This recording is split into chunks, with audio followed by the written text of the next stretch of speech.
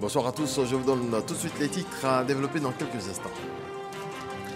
Les femmes issues de toutes les catégories socio-professionnelles du pays ont présenté leurs vœux pour l'année 2023 à la première dame Dominique Ouattara.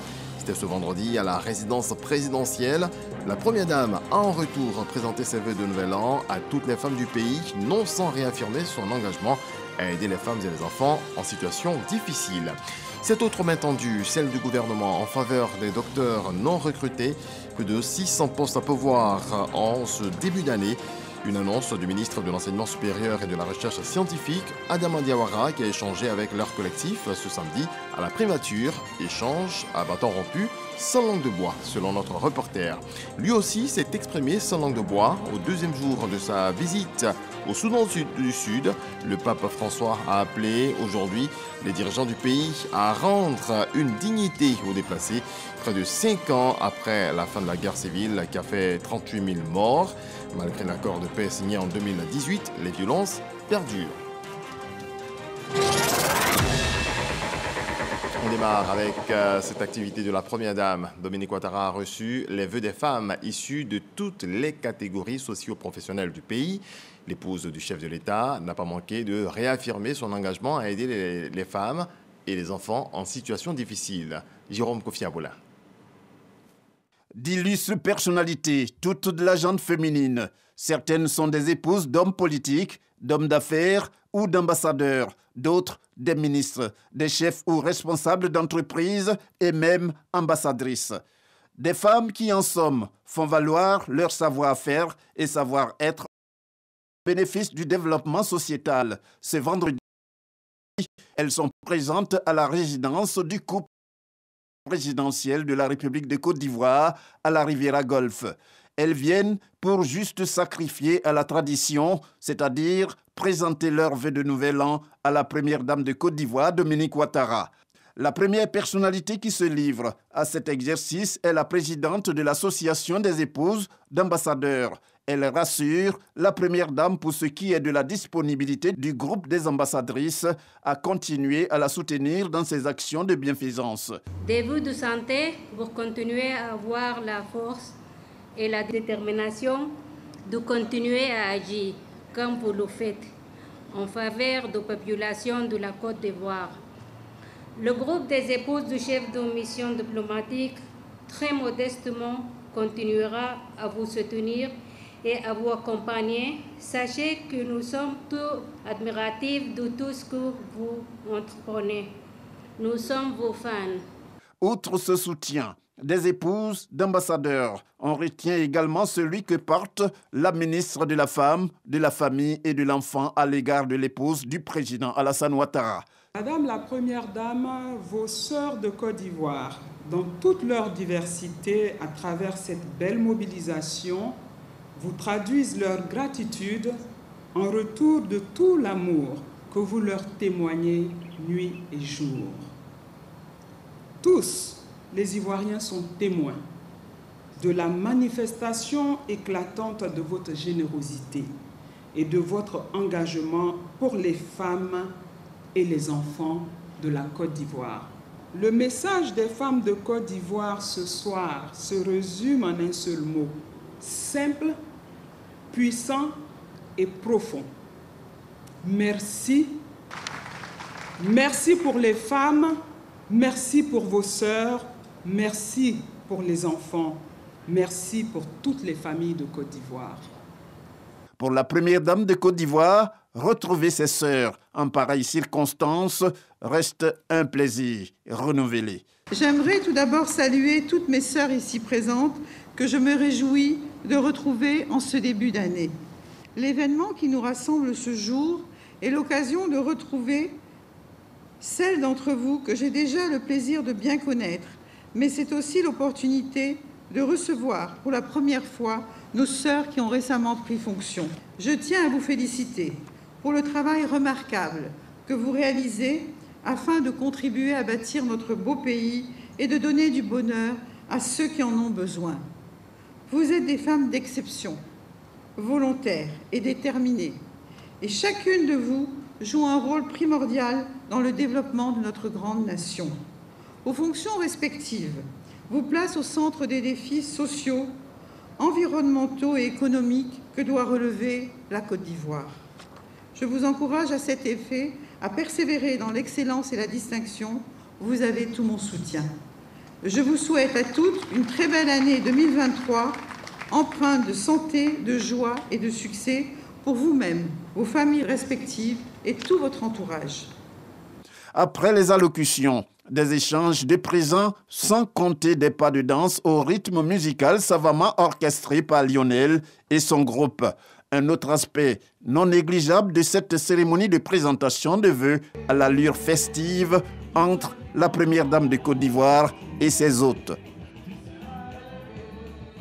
Sur le terrain, l'organisation de la Première Dame, Dominique Ouattara, continue d'œuvrer en faveur des populations. La campagne de vaccination des enfants âgés de 6 à 15 ans contre la fièvre typhoïde, initiée par la Fondation Children of Africa, a pris fin ce samedi à Jacquesville. Elle a démarré depuis le 26 janvier dernier dans la région des Grands Ponts. Viviane Aïmen. Au groupe scolaire Jacquesville 1, 2 et 3, ce samedi 4 février, depuis 8 heures le matin, les équipes de la Fondation Children of Africa étaient sur pied pour la vaccination gratuite des enfants de 6 à 15 ans et leur déparasitage. La cour de l'école était pleine d'écoliers en uniforme. On notait la présence des enseignants ainsi que de certains parents venus avec leurs enfants. Et ça sert à quoi un déparasitant? Ça sert à te soigner les mauvaises maladies. Je suis très contente parce que moi j'aime faire vacciner mes enfants. Je dis merci à maman Dominique et merci à papa Ouattara Alassane. C'est pour la vaccination contre la fièvre typhoïde. Parce que de nos jours, cette maladie tue les enfants à petit feu. Souvent, jusqu'à ce qu'on s'en rende compte, c'est déjà trop tard. Donc c'est une bonne nouvelle, c'est une bonne chose, c'est une bonne initiative de pouvoir vacciner les enfants contre la fièvre typhoïde. Nous disons merci à maman Dominique Ouattara pour ce qu'elle fait pour les enfants. Elle se soucie beaucoup pour la santé des enfants et ça nous touche vraiment. Les opérations de vaccination et de déparasitage se sont déroulées toute la matinée sur fond d'animation. Les enfants ont été sensibilisés au lavage des mains. Vous avez compris? Oui. Avant de manger un fruit, qu'est-ce que vous faites? Quand vous venez de l'école, qu'est-ce que vous faites? Démarrée le 26 janvier dernier à Dabou, cette activité sanitaire initiée par la Fondation Children of Africa dans la région des Grands Ponts s'est achevée ce samedi 4 février à Jacquesville, dernière étape. Représentant la première dame de Côte d'Ivoire, Dominique Ouattara, en la circonstance, la directrice nationale de la Fondation Children of Africa, Nadine Sangaré, a prodigué ses félicitations aux équipes sur le terrain. Le bilan de cette campagne de vaccination dans la région des Grands Ponts est largement positif. Pour 13 localités prévues, nous avions donc visité 19 localités. Ça veut dire que nous sommes allés au-delà de nos prévisions. Et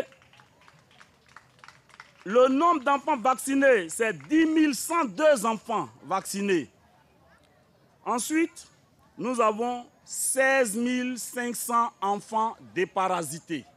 Partout où nous sommes passés, l'accueil a été chaleureux et aucun incident n'a été relevé à ce jour. L'adhésion a été totale partout dans la ferveur et la chaleur fraternelle hospitalière bien connue à cette belle région des Grands Ponts. Les chefs traditionnels ont tenu par tous leurs engagements et ils ont été à nos côtés sur instruction des commandants et du gouverneur. C'est un égal sentiment de satisfaction et de reconnaissance à leur bienfaitrice, la première dame de Côte d'Ivoire, Dominique Ouattara, que les populations ont elles aussi exprimé par la voix de leurs différents porte-paroles. Nous sommes spécialement reconnaissants, maman Dominique. Nous nous sentons vraiment chanceux de vous avoir dans notre vie. Ces doses auront un impact majeur dans notre vie à l'école parce que nous serons protégés contre la fièvre typhoïde. Que Dieu vous bénisse et bénisse tous les élèves de la Côte d'Ivoire. La directrice nationale de la Fondation Children of Africa a réitéré l'engagement de la première dame Dominique Ouattara à œuvrer pour une meilleure santé des enfants de Côte d'Ivoire. Je voudrais rassurer tout le monde. C'est vrai qu'on n'a pas vu Madame la Présidente sur le terrain, mais elle suit l'activité tous les jours. Tous les jours, elle appelle pour savoir le bilan, qu'est-ce qui s'est passé, qui on a visité, comment ça s'est passé, si les enfants vont bien. Donc, elle n'est pas là physiquement, mais elle est avec nous de tout cœur et elle suit toutes les étapes. Chers enfants, allô, allô? Vous m'écoutez? Maman Dominique Ouattara m'a dit de vous demander de vous laver les mains. On vous a expliqué comment il faut vous laver les mains? Il faut vous laver les mains. Il faut écouter ce que vos parents vous disent. Il faut écouter ce que les enseignants vous disent. Il faut être respectueux et puis écouter les consignes. Elle tient beaucoup à vous, maman Dominique. C'est pour ça qu'elle a demandé qu'on vienne vous vacciner pour que vous soyez en bonne santé pour continuer d'aller à l'école. Après 10 jours de vaccination et de déparasitage des enfants de 6 à 15 ans dans la région des Grands Ponts, la campagne de vaccination de Children of Africa a pris fin ce samedi 4 février. La clôture a été annoncée par le préfet de Jacquesville, Kra Oula Félicité. C'est une maladie qui fait également plusieurs victimes, mais il y a un vaccin pour l'éviter. Il s'agit du coronavirus. Quelle est la situation dans notre pays? Je vous donne les chiffres dans quelques instants.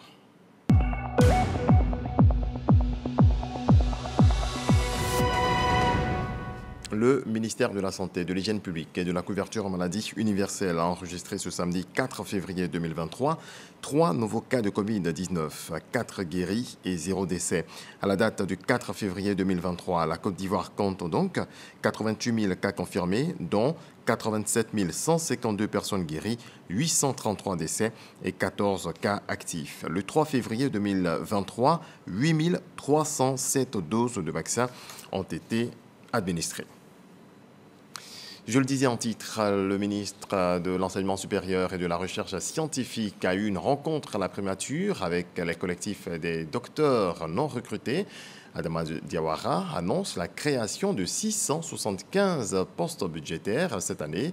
Mieux, il fait des propositions à ceux qui ne seront pas sélectionnés. C'est Sephora Zeki. Le phénomène des docteurs non recrutés, une problématique au cœur des actions de Adama Diawara en 2023. Face à la recrudescence des fausses informations qui circulent sur les réseaux sociaux à ce sujet, il s'est entretenu avec les 7 collectifs des docteurs non recrutés. Bientôt, c'est le recrutement qui va naturellement baisser le nombre de docteurs en ce moment. Mais toujours est-il qu'il faut trouver un point de chute à tous les docteurs chômeurs de Côte d'Ivoire. Sur la question du nombre de docteurs non recrutés, Adama Diawara clôt le débat. On dénombre aujourd'hui 1919 docteurs non recrutés. En décembre 2021, j'ai demandé aux docteurs non recrutés de faire leur propre dénombrement et ils se sont comptés entre eux et ils m'ont amené un fichier qui faisait exactement 1463 docteurs non recrutés. Et on peut aller plus loin, lorsqu'on a organisé le concours de juin 2022, le nombre de candidats, à ne pas confondre avec le nombre de candidatures, le nombre de candidats était exactement de 1919. Et ces 1919, il faut faire attention, il y a du tout là-dedans. Il y a des docteurs 3e cycle, des docteurs d'État, des docteurs thèse unique, des docteurs PhD. De 2021 à ce jour, ce sont environ 2000 docteurs qui ont été recrutés par l'État de Côte d'Ivoire. Bientôt, un nouveau recrutement pour absorber le flux de docteurs non recrutés. En 2021, nous en avons recruté 606 et en 2022, 651. Et cette année 2023, nous allons recruter 675 docteurs non recrutés. Donc vous voyez que l'État fait beaucoup d'efforts pour recruter ces docteurs-là. Et en dehors du recrutement comme assistant chef de clinique et attaché de recherche, donc en tant qu'enseignant, chercheur ou chercheur, il y a beaucoup d'autres possibilités qui s'offrent à eux. Donc je leur ai fait étalage de toutes ces possibilités qui s'offrent à eux. Par exemple, la possibilité d'intégrer l'école normale supérieure et en sortir comme professeur de lycée et par la suite, par voie de glissement catégoriel, réintégrer, s'ils veulent, le système d'enseignement supérieur de recherche scientifique.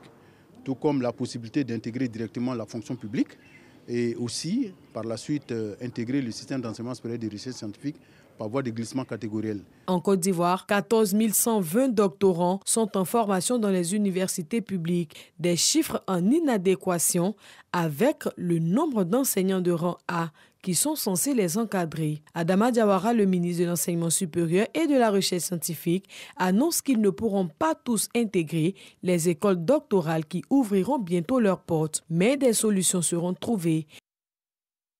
Autre volet de l'actualité, le maire de Lakota, Sami Meri, offre des équipements à la brigade de gendarmerie, aux chefs traditionnels et aux établissements scolaires de la ville. On voit cela avec Mama Traoré.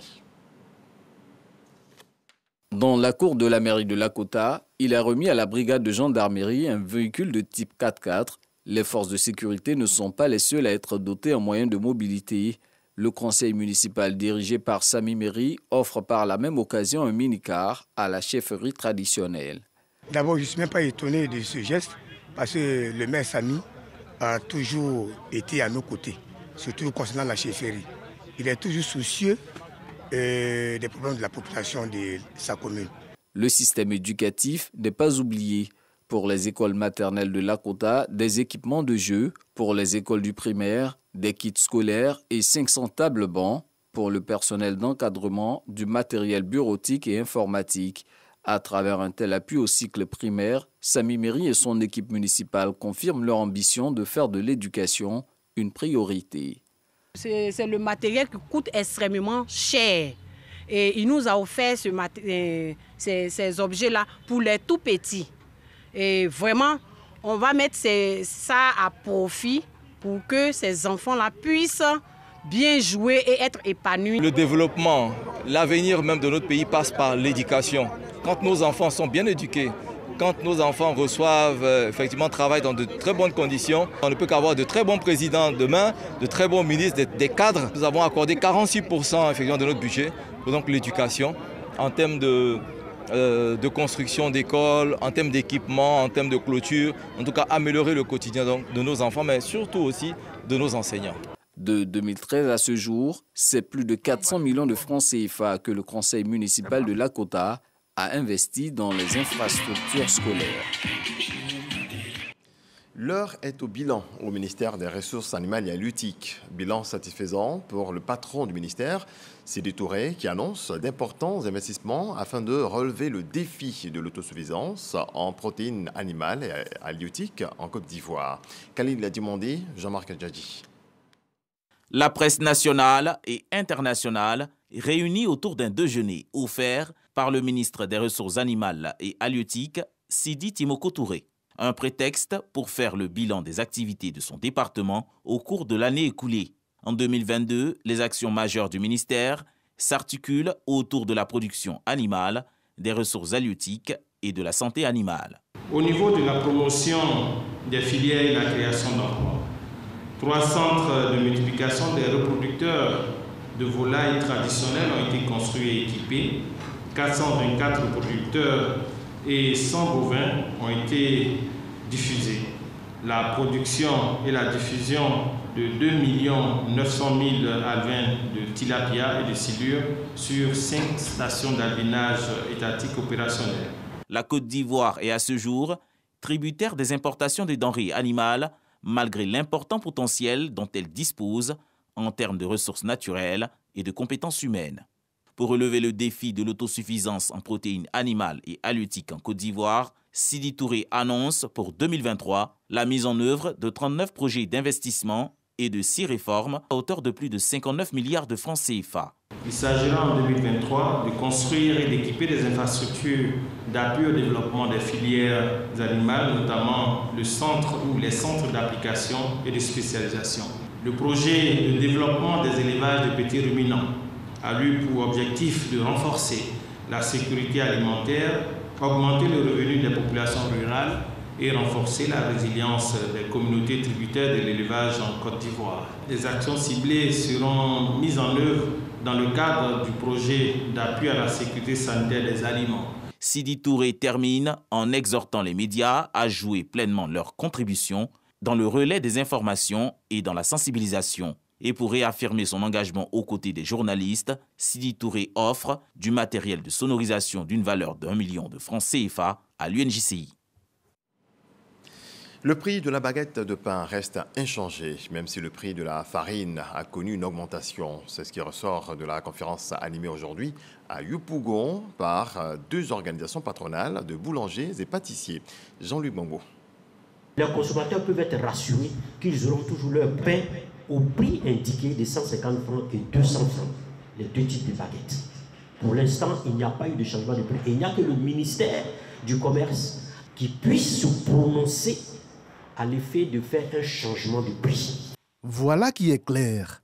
Ces patrons boulangers et pâtissiers ont voulu, à travers cette conférence de presse, taire la rumeur d'une éventuelle augmentation du prix de la baguette de pain, elle-même consécutive à la décision des meuniers de procéder à une augmentation du prix du sac de farine.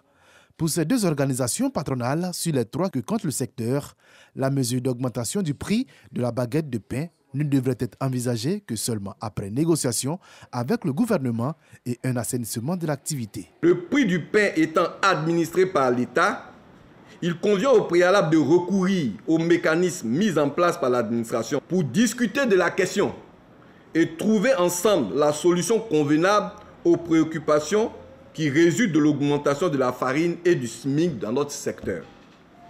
L'assainissement du secteur de la boulangerie, il est urgent de mettre fin à des pratiques de rémunération excessive des intermédiaires appelés communément livreurs. Les conférenciers invitent par ailleurs l'État à procéder à la mise en œuvre de ses engagements, notamment le fonds de garantie des boulangers, également une fiscalité spéciale en faveur de ces acteurs, tout en souhaitant la suspension des redressements fiscaux entrepris contre les entreprises de boulangerie. La RTI, média leader en Côte d'Ivoire, veut conforter sa position. Le premier responsable de la Maison Bleue annonce pour cette année 2023 l'acquisition de matériel de dernière génération. Fosséni Dambélé veut également faire du bien-être des travailleurs l'une de ses priorités. Grace Kando revient sur cette rencontre entre le directeur général de la RTI et le personnel. Regardons. L'État de Côte d'Ivoire a choisi d'offrir à l'Afrique et au monde une canne exceptionnelle. Et la RTI, en sa qualité de radio-télévision diffuseur hôte, doit jouer pleinement sa partition. Pour ce faire, des importants investissements sont en cours de réalisation pour des équipements de pointe, notamment les Obivan 16 caméras, les Obivan 8 caméras, des cars d'accompagnement, des véhicules VAR qui seront les premiers en Afrique de l'Ouest, des véhicules DSNG, des grues et, entre autres, kits ENG. De bonnes nouvelles pour les téléspectateurs et auditeurs de la radio-télévision ivoirienne RTI en ces débuts d'année 2023. Le directeur général, en annonçant le renouvellement du matériel, n'a surtout pas omis le bien-être de ses agents. La mise en œuvre de la nouvelle grille des métiers, dont la prise d'effet est pour le mois de janvier. Un accord sur le traitement des avancements est quasiment acquis avec les partenaires sociaux et vous dire dès à présent qu'il y aura les avancements avec l'effet financier. La mise en place d'une commission pour discuter de la question des stocks de congés, la révalorisation des primes d'émission. Alors c'est une révalorisation qui est acquise et qui sera aussi mise en application au plus tard en fin février 2023. Une rencontre porteuse d'espoir pour les travailleurs du groupe RTI. Des efforts ont été faits de part et d'autre. Le plus important, c'est que la RTI reste télévision d'État et qu'elle fonctionne normalement pour que nous, même après, nos petits-fils viennent trouver la maison à l'État. Ce sont de très bonnes nouvelles qui nous ont été données aujourd'hui par notre directeur général. Nous tenons, nous, agents de la RTI, pour notre part, à donner le meilleur de nous-mêmes afin que la RTI soit une société qui soit à la hauteur de l'attente de toute la population ivoirienne. Les ressources humaines de qualité existent. Aujourd'hui, il s'agit d'accompagner ces ressources humaines de matériel, de moyens, d'environnement, de conditions de travail qui permettent de donner le meilleur d'elles-mêmes. Aujourd'hui, ces réalisations sont accompagnées de dates, de sorte qu'on puisse avoir beaucoup d'espoir à travailler dans des conditions qu'il faut. Le directeur général de la RTI, Fosséni Dambélé, et le président du conseil d'administration, Akasaï Lazare, ont invité les agents à se mettre au travail pour des productions de qualité, pour mériter la confiance de l'État de Côte d'Ivoire, qui ne ménage aucun effort en matière d'investissement. Cette rencontre a été également le cadre pour le groupe RTI d'honorer 12 de ses agents admis à faire valoir leur droit à la retraite. Notre maison commune a décidé d'honorer les agents qui ont fait valoir leur droit à la retraite en 2022. La RTI demeure cette famille-là que nous avons connue et nous voulons dire merci aux différents responsables pour cette marque qui ne nous ont pas oubliés. On est heureux. Un grand défi attend la RTI, la Coupe d'Afrique des Nations en terre ivoirienne en 2024. Le directeur général de la RTI a exhorté les agents à s'approprier l'événement pour lequel plusieurs agents verront leur capacité renforcée à l'extérieur du pays.